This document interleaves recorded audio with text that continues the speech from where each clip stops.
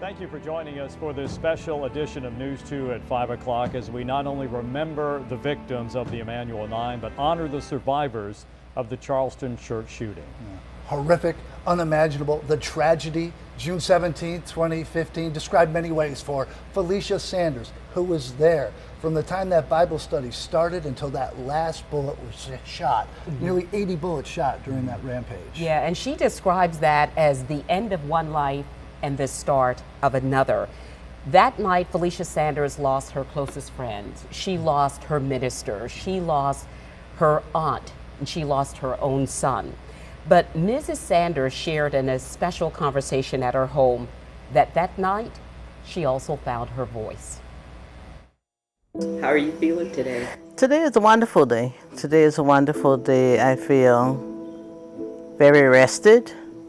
I feel vibrant. I feel real chill, real relaxed. Felicia Sanders, a pin of her son Taiwanza prominent on her pink blouse, explains that she takes one day at a time. 5 years of my life been a blur, but I know in reality it's 10 years, but I would say 5 years I've checked back in. The past decade for her filled with highs and lows. You ever been on a roller coaster? You have a lot of highs and you have a lot of lows. Most days I have highs, but when the lows come, it's very low. Her lowest day 10 years ago was in a place that previously held joy. Church for me is always my safe haven. She's a fourth-generation member of Emanuel AME Church, so for her, church was part of life until that night. That night, June 17, 2015, do you think about it every day?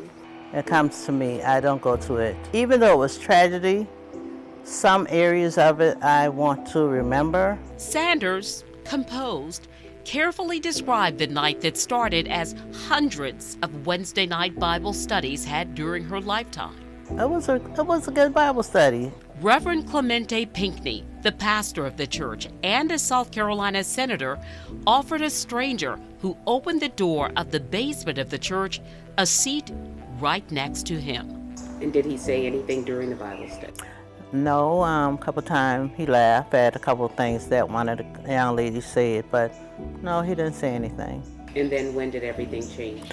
When we close our eyes to say the prayer.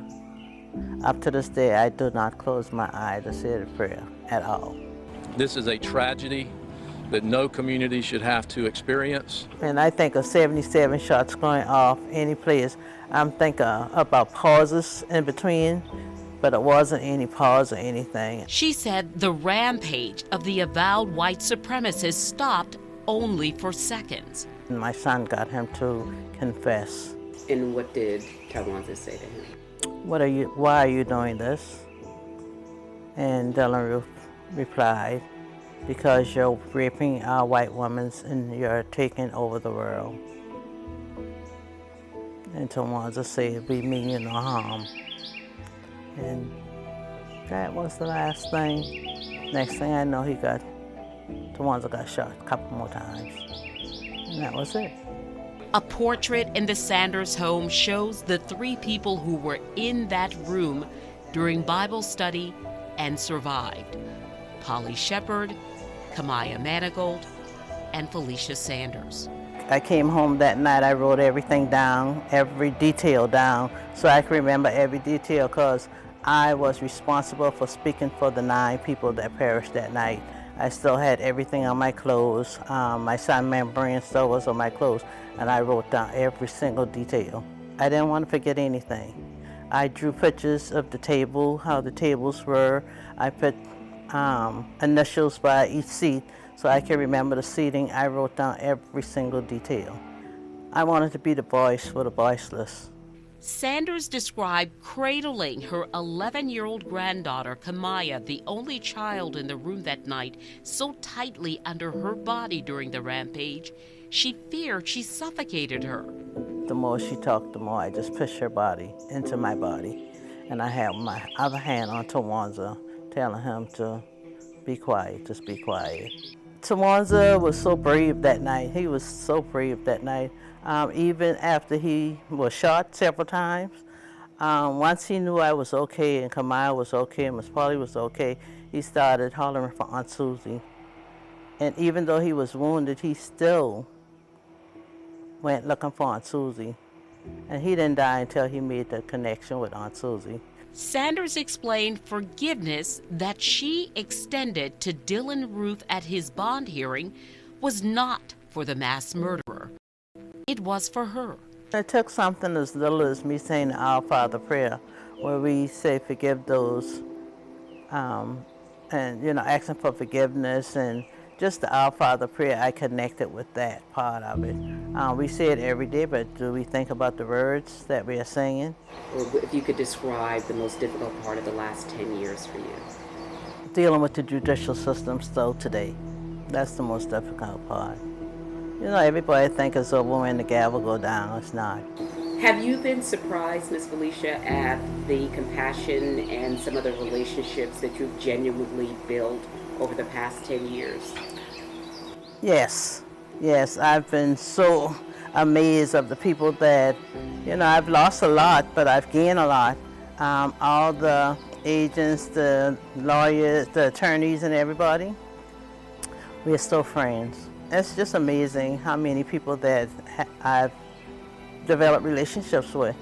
And as was the night of June 17th, 2015, Felicia Sanders still finds comfort in connecting through her faith. The Bible says be around like-minded people. Has it changed since everything's happened over the past 10 years? Have you? It has gotten stronger. It has gotten stronger. I know for a fact what God can do. Even sitting out here listening to the birds and to the trees swinging, I know for a fact it's nothing that we did, it's all God.